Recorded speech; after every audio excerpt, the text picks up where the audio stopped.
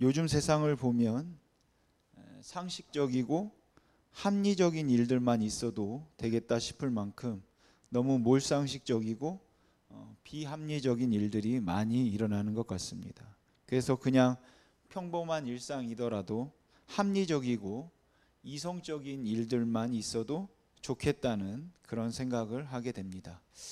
부부 간에도 서로 당연하고 마땅한 의무와 도리를 하는 평범한 일상이어도 좋고, 또 그게 문제될 것이 없을 것 같긴 한데, 그것만으로는 또 아쉬운 경우들이 있을 수 있죠. 왜냐하면 우리에게는 또 그런 평범한 일상에서도 그 마땅한 의무와 도리를 뛰어넘는 감동, 특별한 감동을 맛보며 살고 싶은 욕구가 있기 때문입니다.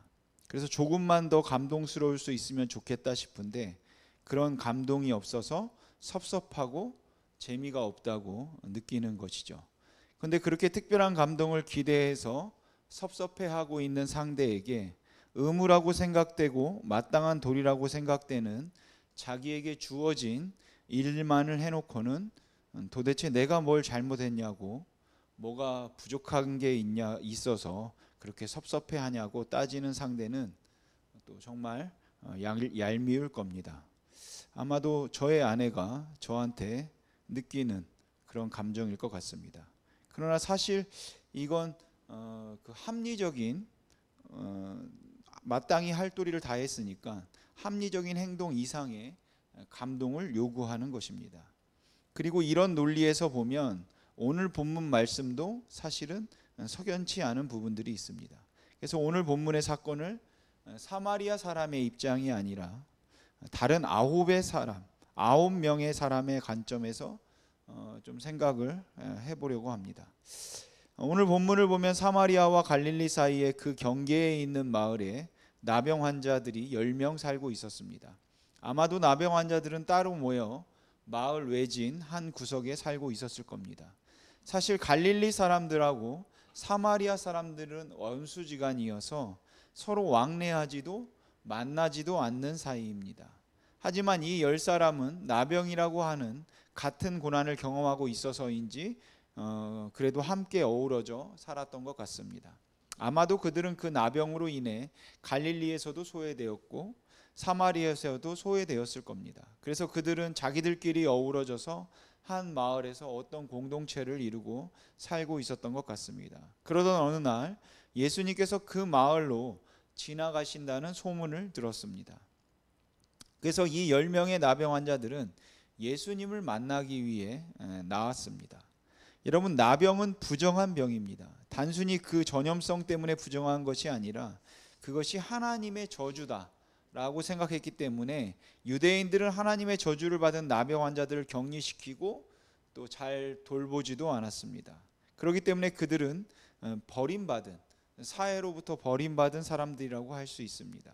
사실 이들은 아무렇지도 않게 정상인으로 살아가던 사람들이었을 겁니다. 그런데 어느 날 갑자기 몸에 이상이 생긴 것을 느끼기 시작했는데 주변에 있는 사람들도 이제 그걸 눈치챈 거죠. 그래서 사람들이 그 사람을 제사장에게 데리고 갑니다. 그리고 그 사람을 본 제사장이 이 사람은 나병에 걸렸다, 아주 심한 피부병에 걸렸다라고 진단을 내려서 그는 한순간에 그 사회와 가정으로부터, 그리고 그가 일하던 직장으로부터 완전히 소외되고 버림을 받게 되었다라는 것이에요. 그런데 이 나병 환자들은 이렇게 단지 사람들에게만 버림을 받은 것이 아니라 하나님에게도 버림을 받았다, 이렇게 여겨졌다라는 것이죠. 물론 어쩌다가 낫는 경우가 간혹 있었을 겁니다. 하지만 대부분은 그냥 그 나병으로 쓸쓸히 생을 마감합니다. 그렇게 아무런 희망도 없이 사람들과 하나님에게 버림받은 상태에서 고통 중에 살고 있던 이들이 예수님에 관한 이야기를 들은 것이죠. 예수님이 여러 환자들을 많이 고쳤더라, 특별히 나병 환자들을 고쳤더라 라는 예수님에 관한 이야기는 그들에게 희망이었을 겁니다. 하지만 그런 희망을 품고 있었음에도 그들은 예수님이 어디에 계신지 알고 있다 하더라도 예수님을 찾아가서 앞에 나설 수는 없었습니다. 여러분, 당시 나병 환자들은 다닐 때 부정하다 이 말을 항상 외치고 다녀야 했습니다. 어디를 가든 그들은 부정하다고 말해서 내가 나병인 환자인 것을 주위 사람들에게 알려야 했습니다. 그런데 나병 환자임에도 불구하고 부정하다는 말을 안 한다. 그러면 돌에 맞아 죽을 수도 있습니다.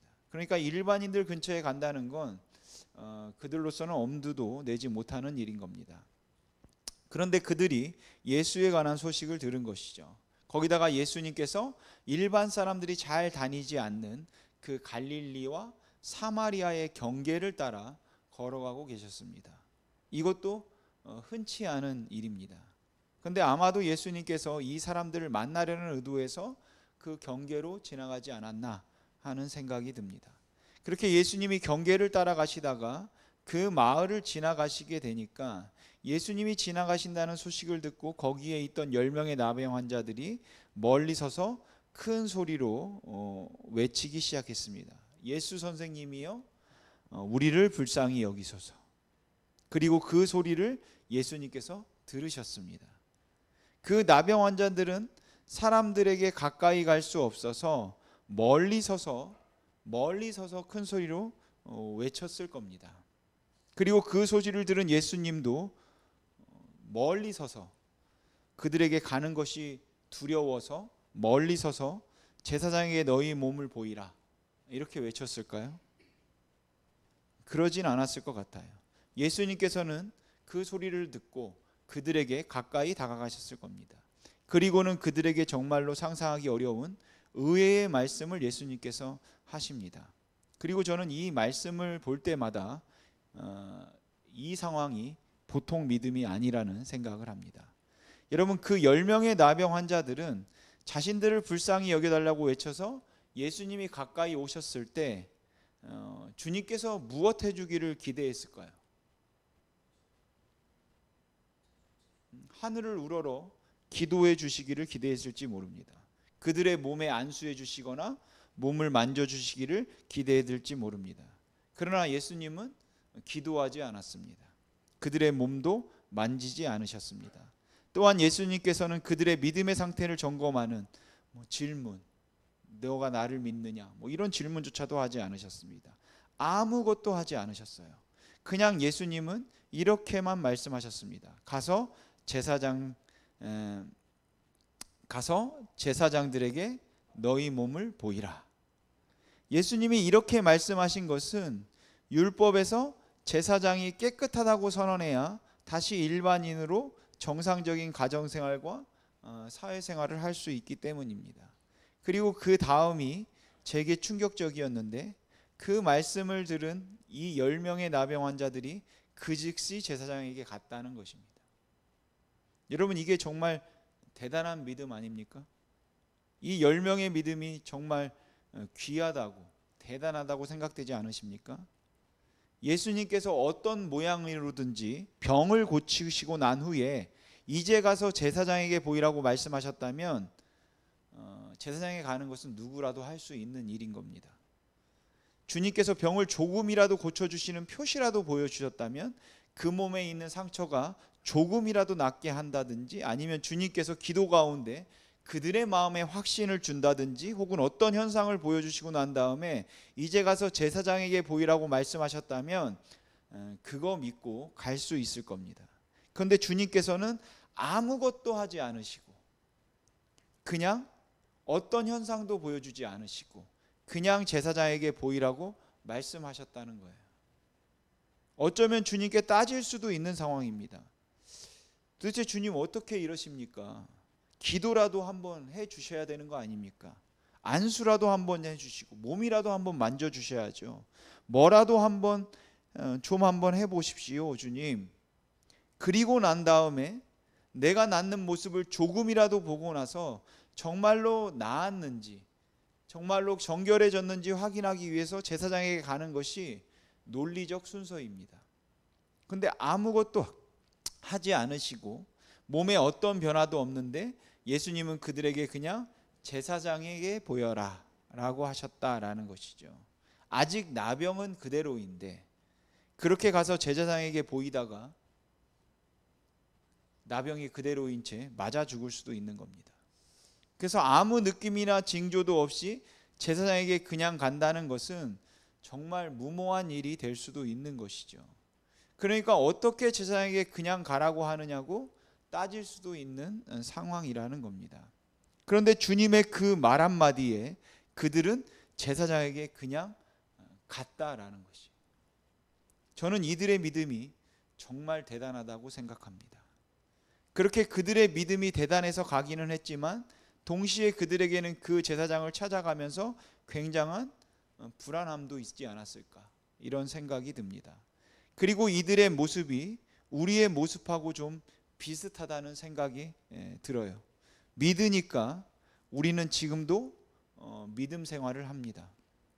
고통 중에 있고 환난 중에 있고 하는 일이 안 되고, 그리고 몸이 아파서 견딜 수 없는 상황임에도 불구하고 주님께서 나를 믿으라고 하시니까 주님을 믿고 가기는 합니다.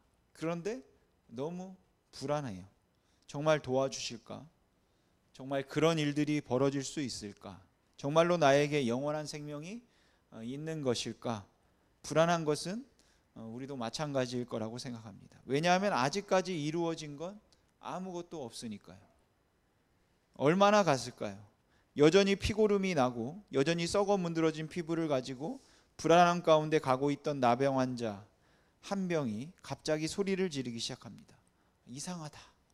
내가 깨끗해지고 있다. 내 몸이 나았다. 정확히 알 수는 없겠지만 예상해 보면 피고름이 나던 피부가 깨끗해지고 썩어 문드러진 살에 새살이 돋고 떨어져 나간 손가락들이 다시 나오기 시작했을지도 모릅니다. 아무튼 본인은 느낄 수 있을 만큼이나 깨끗해지는 것을 느꼈고 부정하고 더러웠던 상처가 아물기 시작하는 모습들을 그들은 경험했다라는 것이죠. 그렇게 한 사람이 소리를 지르자 서로 자기 몸을 돌아보기 시작했습니다. 그리고 자기의 몸이 깨끗해지는 것을 보면서 그 10명은 엄청나게 감격했을 겁니다. 그 감격에 서로 얼싸안고 펄펄 뛰면서 눈물을 흘리고 너무 벅차서 울다가 좋아서 웃다가 춤도 추면서 기쁨을 표현했을 겁니다. 근데 감격한다고 해서 이러고만 있을 때는 아니었습니다. 한시라도 더 빨리 제사장에게 가야 했습니다. 왜냐하면 제사장에게 깨끗해졌다는 선언을 드려야 하기 때문입니다. 그 선언을 들어야지만 다시 사회로 복귀할 수 있는 겁니다. 그들은 그 깨끗해졌다고 하는 선언을 조금이라도 빨리 듣고 싶어서 그 설렌 마음을 주체하지 못한 채 제사장을 향해서 뛰어가기 시작했을 겁니다. 그리고 그때부터 제사장을 향한 그들의 행보에 불안함은 없었겠죠. 오히려 기쁨이 있었고 감격이 있었을 겁니다. 그렇게 그들은 모두가 다 감사했고 다 감격했습니다. 그래서 오직 한 사람만 예수님께 나와서 감사했다고 기록하고 있지만 나머지 9사람에게는 감사하는 마음이 없었다? 그렇게 저는 생각하지는 않습니다. 그렇게 이기적이고 배은망덕한 사람들이라 한 명은 예수님께 나와서 감사했지만 나머지 9명은 감사하지 않았다고 말하는 것은 오해라고 생각합니다. 여러분, 어떻게 그 상황에서 감사하지 않을 수가 있겠습니까? 아무리 악한 사람이라 할지라도 자기의 나병이 나았는데, 사회적으로 버림받은 사람들이 이제 다시 정상인이 되었는데 어떻게 감사한 마음과 감격과 충격이 그들에게 없었겠냐는 것이에요. 분명 그 10명 모두에게는 감사한 마음이 있었습니다. 생각하기에 따라서는 일단 제사장을 찾아가서 깨끗하게 나음을 받았다는 판결을 받은 후에 예수님이 어디에 계시든지 수소문해서 찾아가서 그때 내가 나음을 받은 사람인데 너무 감사해서 예수님 찾아왔습니다 라고 말하고 평생 예수님을 따르겠다고 헌신할 수도 있습니다. 그리고 그렇게 하기 위해서라도 제사장을 먼저 찾아가 보이는 것이, 그래서 사회에 복귀하는 것이 논리적으로 맞는다고 생각합니다. 그래서 그것을 잘못했다고 말할 수 없을 것 같아요. 예수님께서도 그들에게 가서 제사장에게 몸을 보이라고 말씀하셨지, 가다가 낫거든 나에게 와서 감사해라 이렇게 말씀하지 않으셨잖아요. 그래서 저는 이 9명을 이해할 수 있습니다. 만약에 그들의 생각이 제가 지금 말씀드린 것처럼 일단 제사장에게 보여서 자유의 몸이 되고 난 후에, 내 문제를 다 해결하고 난 후에 그 다음에 주님을 찾아가서 감사하겠다 말했다면 그들의 논리를 저는 충분히 이해할 수 있다는 것입니다. 그들이 그동안 당했던 그 서러움, 또 그 소외됨, 그리고 그 고통을 생각하면 그들이 지금 가장 바라는 것은 사회적 신분의 회복입니다. 당연히 정말 그것부터 먼저 하고 싶겠죠. 그거 해결하고 그 다음에 감사해도 늦지 않습니다. 여러분, 그 문제부터 해결하고 그 다음에 감사하는 게 뭐 그렇게 크게 잘못한 겁니까? 그들은 자신의 병을 고쳐주신 예수님에 대해서 아무런 관심이 없거나 당연히 받아야 할 것을 받았다고 생각하지 않았을 겁니다. 평생 예수님의 은혜 잊지 못했을 거예요. 고난을 받은 만큼 그들에게는 감사하는 마음도 굉장히 있었을 겁니다. 어떻게 그 은혜를 잊을 수 있겠습니까? 우리도 그렇지 않습니까? 저는 제게 은혜를 베푼 사람들 잊지 않고 살아갑니다. 항상 고마운 마음을 가지고 살아갑니다. 저에게 큰 은혜를 베풀었던 사람들뿐만 아니라 아주 작지만 저를 따뜻하게 위로하고 힘이 되어 주었던 사람들의 그 고마운 마음을 잊지 않고 살아간다라는 것이에요. 물론 모든 은혜들을 제가 다 기억한다는 것은 아니지만 제가 절대로 잊을 수 없는 사람들이 있다는 것입니다. 근데 문제는 언제나 마음뿐이라는 것이죠. 저에게는 그들을 찾아가서 감사를 표현한 적도 없었고, 그야말로 뭐 명절이 되거나 연말이 되어도 정말로 그 은혜가 너무 고맙습니다라는 말 한마디 표현한 적이 없었습니다. 저에게 있어서 감사를 표현하지 않고 감사를 행동하지 않게 만드는데 가장 큰 적이 되는 합리화는 바로 내게 감사하는 마음이 있다라는 사실입니다. 나는 그 감사하는 마음이 있기 때문에 감사하지 않아도 된다고 생각하거나 괜찮은 사람이라고 생각하는 것이죠. 그래서 저는 이 9사람을 이해할 수 있을 것 같습니다. 그러기에 그들을 비난할 마음은 하나도 없는데 아쉬움은 남는다라는 것이죠. 바로 그들의 모습을 보면 감동이 없다는 것입니다. 그들의 모습을 보면서는 제가 받는 용기와 위로와 힘이 없다는 것이에요. 하지만 이 사마리아 사람의 행동에서는 감동을 받는다라는 것이죠. 그도 다른 사람과 똑같이 병이 나은 상황이었습니다. 그래서 그에게도 제사장에게 가서 먼저 몸을 보이고 싶었겠죠. 그 마음이 있었고 그가 찾아갈 수 있는 권리를 말해도 할 말이 없습니다. 물론 합리적으로 어떤 것이 더 우선이냐고 따지면 항상 뭐 이 사마리아 사람이 옳다, 더 옳다 이렇게 말할 것도 아닐 겁니다. 그런데 그 상황에서 이 사마리아 사람은 자신의 병을 고쳐준 예수님을 먼저 생각했다라는 것이에요. 사실 제사장에게 몸을 보이고 나았다는 판결을 받는 일이 더할 수 없이 중요한 일이기는 하지만 정말 병이 나았다면 제사장의 판결 그 이전에 더 중요한 일이 예수님을 먼저 찾아가서 주님이 나를 고치셨습니다. 제가 주님 나은 건 맞죠? 라고 확인하는 그 모습이 더 감동이 된다라는 것이에요. 바꿔 말씀드리면 이건 의무나 도리의 문제가 아니라 이것은 은혜에 대한 반응이기 때문에 그렇습니다. 이것은 마땅히 해야 할 일인가? 이것을 묻고 있는 것이 아니라 오히려 마땅히 할 일이 아니라고 말할지라도 그 안에 그것을 뛰어넘을 만한 하나님을 바라보고 있는 그 믿음의 마음이 있기 때문에 감동이 된다라는 것이에요. 그리고 예수님께서는 사마리아인에게 말씀하시기를 일어나 가서 일어나 가라, 내 믿음이 너를 구원하였느니라 라고 하셨습니다. 이미 말씀드린 대로 믿음으로 하자면 예수님의 말씀 한마디에 낫지도 않은 몸을 이끌고 제사장에게 보이려고 했던 그 10명의 믿음은 이미 벌써 저는 대단한 믿음이라고, 상당한 수준이라고 생각합니다. 대단한 믿음이에요. 하지만 그 9이 가지고 있던 믿음은 예수라는 선생의 말대로 나을 수도 있겠다는 가능성에 대한 막연한 희망입니다.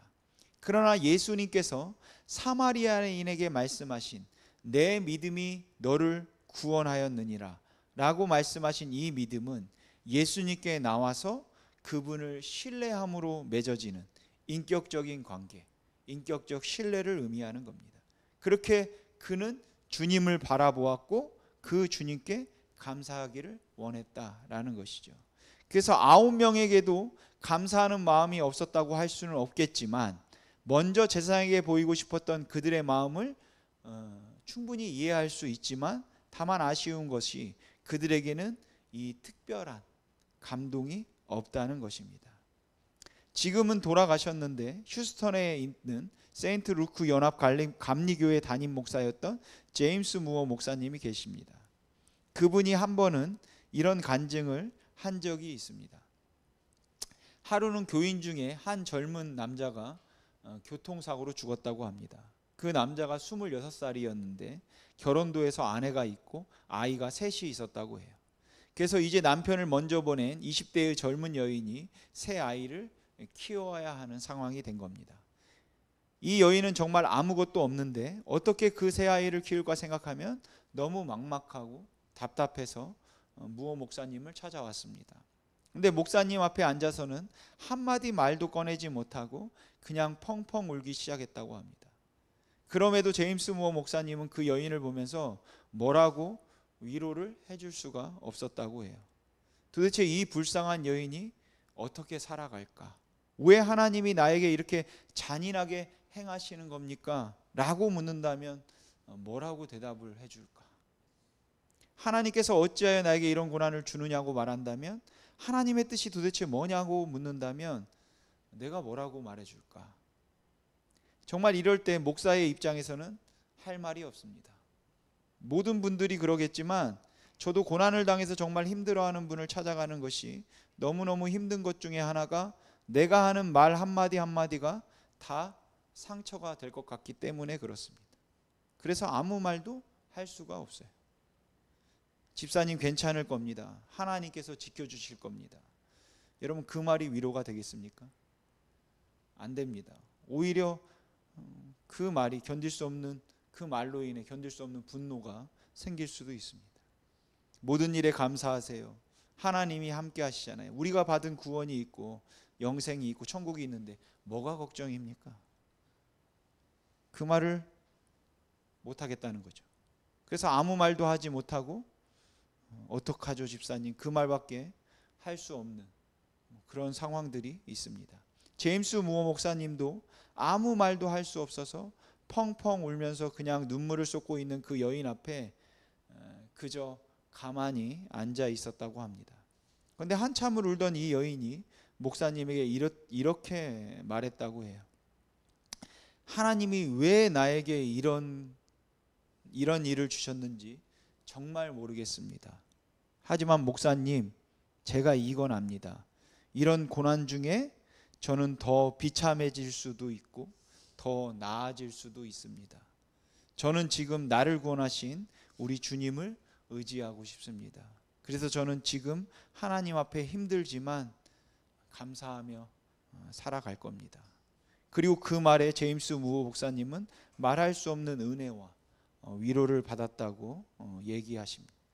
여러분 이 여인에게는 원망할 수 있는 권리가 있다고 말해도 틀리지 않을 겁니다.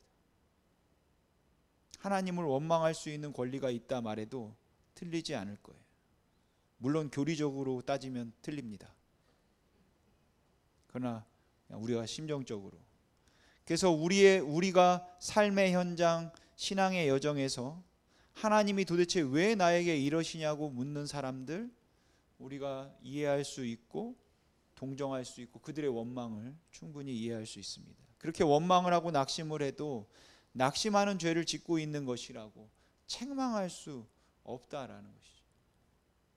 너무너무 힘들고 낙심해서 얼굴에 늘 수심과 근심이 가득하고 예배를 하고 찬송을 해도 멍한 모습, 이해할 수 있다는 것이에요. 도대체 무슨 믿음이 그러느냐고 정말 믿는 건 맞냐고 야단치고 싶은 것이 아니라 너무 안 되어서 한마디 말도 제대로 건네보지 못하고 그냥 뒤에서 그를 위해서 조용히 기도밖에 할 수 없을 거라는 것이죠. 그렇게 내가 말 한마디 건네는 것조차 조심스러운 그런 상황에서 그 하나님의 사람이 저에게 목사님 저 괜찮습니다. 목사님 아직도 전 하나님의 사랑 의심하지 않아요. 목사님 걱정 마세요. 제가 지금은 좀 힘들지만 잘 일어설 겁니다. 그렇게 말한다면, 여러분에게 고난당하는 누군가가 그렇게 말한다면 그 고백이 여러분들에게 얼마나 큰 감동이 되겠습니까? 위로가 되겠습니까? 그게 바로 우리에게 줄 수 있는 감동이고, 그게 바로 우리에게 줄 수 있는 위로이고, 그런 게 바로 신앙의 힘이라고 그렇게 하라고 말하지는 못했지만 그 모습을 보일 때 거기에서 우리 모두는 말할 수 없는 감동을 느끼게 된다는 것입니다. 여러분, 그 나병이 나은 9명의 사람들이 먼저 제사장에게 보이라고 했잖아요. 저는 보이고 난 다음에 주님 찾아가려고 했습니다. 제가 그동안에 받았던 그 고난과 그 비난과 고통을 생각한다면 아무도 나를 판단하지 못할 겁니다 라고 말하면 다 맞습니다. 그들을 판단할 마음도 없고 원망할 마음도 없습니다. 그런데 그 중에 한 사람, 사마리아인이 어쩌면 가장 소외되었다고 할 수 있는 그 사람이 주님을 찾아와서 주님 앞에서 주님이 나를 고치셨습니다. 주님 저 정말 나은 건 맞죠? 라고 확인하는 그 모습을 보면서 감동을 느낀다는 것이죠. 왜냐하면 그 특별한 신앙의 표현이 있기 때문에 감동을 느낄 수 있는 겁니다. 우리가 감사주일에 감사를 하면서 우리가 할 수 있는 감사가 아주 합리적이고 이성적이고 그리고 또한 논리적으로 잘 따져서 할 수 있는 그런 감사들도 있을 겁니다. 하지만 정말 어렵고 힘든 상황에서 감사할 수 있다고 생각할 수 없는 그 상황에서 어려운 재정난과 고난과 앞으로 괜찮을까? 앞으로 괜찮아질까? 하는 염려 때문에 밤잠을 이루지 못하고 정말로 하나님의 은혜 가운데 하나님의 사랑 가운데 산다고 하지만 한 달 한 달을 살아가는 것이 숨 막힐 만큼이나 힘들고 어렵고 자식을 생각하면 눈물이 쏟아져서 대체 어찌할 줄을 모르겠고 그러한 감당할 수 없는 걱정과 두려움과 불안 가운데 있는 여러분들이 그 많은 환난 가운데서 도대체 왜 하나님은 나에게 이렇게밖에 안 해주시냐고, 내가 그렇게 하나님을 사랑하고 예배하고 섬기는데도 불구하고 어찌해서 하나님께서는 내 길을 열어주지 않느냐고 정말로 섭섭하고 아쉬워서 하나님 앞에 원망을 해도 누가 뭐라고 할 수 없을 것 같아요. 그런 여러분들이 오늘 이 자리에서 그런데 주님의 은혜가, 주님의 사랑이 감사합니다 라고 그 고백을 할 수 있다면 저는 그 고백이 바로 감동이라고 생각합니다. 여러분들에게 주어진 그 어렵고 힘든 상황 가운데서도 여러분들이 할 수 있는 그 믿음의 고백이 주님을 정말로 기쁘시게 하는 고백인 것입니다. 저는 지금 여러분들에게 인격적 도리나 의무를 해야 한다는 말을 하는 게 아닙니다. 저는 그냥 오늘 이 은혜의 감격을 회복하자라는 것이에요. 그래서 제가 여러분들에게 드릴 수 있는 말씀은 여러분, 우리가 예수를 묵상합시다. 우리를 위해서 죽으신 예수 그리스도를 묵상합시다 라는 것입니다. 그리고 그 하나님의 은혜 가운데, 그리스도의 은혜 가운데 우리 안에 감동을 주시면 그 은혜의 감동으로 인하여서 또한 성령의 충만함으로 인하여서 우리가 비록 여전히 나를 짓누르는 상황 가운데 있지만 그 가운데서도 우리가 오늘도 정말 하나님 앞에 나를 지키신 하나님, 내가 그 하나님 믿고 나아갑니다, 주님 믿고 나아갑니다 라고 고백할 수 있을 때 그게 하나님이 기뻐하시는 감사가 되리라고 생각합니다. 한 가지 더 생각해 보자면 저는 우리 안에 있는 그러한 감사한 마음이 있을 때 그 속에 있는 감사를 우리가 좀 표현할 수 있으면 좋겠다고 생각을 합니다. 왜냐하면 우리 그리스도인들에게는 충분히 그럴 만한 이유가 주어졌기 때문에 그렇습니다. 감사하는 마음이 있는데 지금은 너무 바빠서 일단 안정이 되면 그때 감사하겠습니다 라는 말도 충분히 이해할 수 있습니다. 9사람이 그랬으니까요. 우리 부모님들도 그러지 않습니까? 자식들이 지금은 너무 일이 많아서, 지금은 내가 사정이 너무 안 좋고 심정이 너무 복잡해서 그거 다 마무리 해놓고 그거 다 끝내놓고 연락할게요, 찾아뵐게요 라고 한다면 부모님들이 어떻게 하겠습니까? 무소식이 희소식인 건데 바쁜데 뭐 찾아올 거 없다, 그런 거 할 거 없어 라고 그거 이해 못할 부모가 누가 있겠습니까? 다 이해할 겁니다. 그러나 아쉽다라는 것이죠. 삭막하다라는 것. 상황과 생각을 뛰어넘어서 표현된 감사가 여러분 힘을 주는 법입니다. 행동되고 표현될 때까지 감사가 완성되었다고 말할 수 없는데, 우리는 감사하는 마음이 그 속에 있다는 것에만 머물려 한다라는 것이죠. 우리가 그것을 뛰어넘기를 바랍니다. 이런 말이 있습니다. 노래는 부를 때까지 노래가 아니며 종은 울릴 때까지 종이 아니고, 사랑은 표현될 때까지 사랑이 아니며, 축복은 감사할 때까지 축복이 아니다. 오늘 이 9사람을 이해할 수는 있지만 그럼에도 왠지 아쉽다는 생각이 들었습니다. 그런데 어쩌면 우리의 모습이, 또 저의 모습이 그런 모습 같아서 주님 앞에 참 죄송했습니다. 주님, 내 사정 아시죠? 라고 말하면 우리 주님은 모르겠는데? 그렇게 말씀하실까요? 안다 말씀하실 겁니다. 주님, 내가 얼마나 힘든지 주님 아시죠? 내가 오늘 주님 앞에 찬양하면서 마음을 다해서 찬양하지 못해도 주님 제 심정 이해하시죠? 우리 주님은 이해한다 말씀하실 겁니다. 네가 얼마나 힘든지, 네가 얼마나 고통스러운지, 네가 얼마나 지금 마음이 복잡한지 내가 다 안다 말씀하실 겁니다.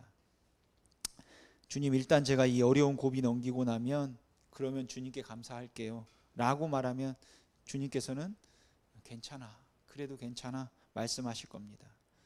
우리 주님은 10명의 나병 환자들이 모두 제사장에게 먼저 보이겠다고 갔다 해도 그걸 당연하다 생각하셨을 겁니다. 그런데 주님을 먼저 찾아왔던 한 사람이 주님에게 기쁨이 되었습니다. 사랑하는 성도 여러분, 오늘 여러분들에게 주어진 그 상황에서 힘듭니다 주님, 피곤합니다 주님, 저는 지금 찬송할 마음이 아닙니다 라고 말해도 다 이해할 겁니다. 그럴 수 있습니다. 그런데 그런 상황에서 여러분들이 가슴을 열고 입술을 열어서 주님을 찬양한다면, 주님께 감사한다면 이것이 주님의 기쁨이 될 줄로 믿습니다. 힘들다 싶을 때 여러분 나누시고, 성도들 간에도 감사하다 말하시고, 어렵고 힘든 사람들에게 따뜻한 사랑도 나누어 주시기 바랍니다. 우리의 마음속에 두고 있는 감사하다는 생각만으로 우리가 만족할 것이 아니라, 물론 그렇게만 해도 당연한 것이라고 말할 수 있습니다. 하지만 그것을 뛰어넘는 예수 그리스도의 은혜 때문에 우리가 어렵고 힘든 상황에서 그 은혜를 바라보기 때문에 누군가를 찾아가서 감사하다 말할 수 있고, 고맙다 말할 수 있고, 그리고 그 감사를 표현할 수 있는 저와 여러분이 되기를 주님의 이름으로 소망합니다. 기도하겠습니다.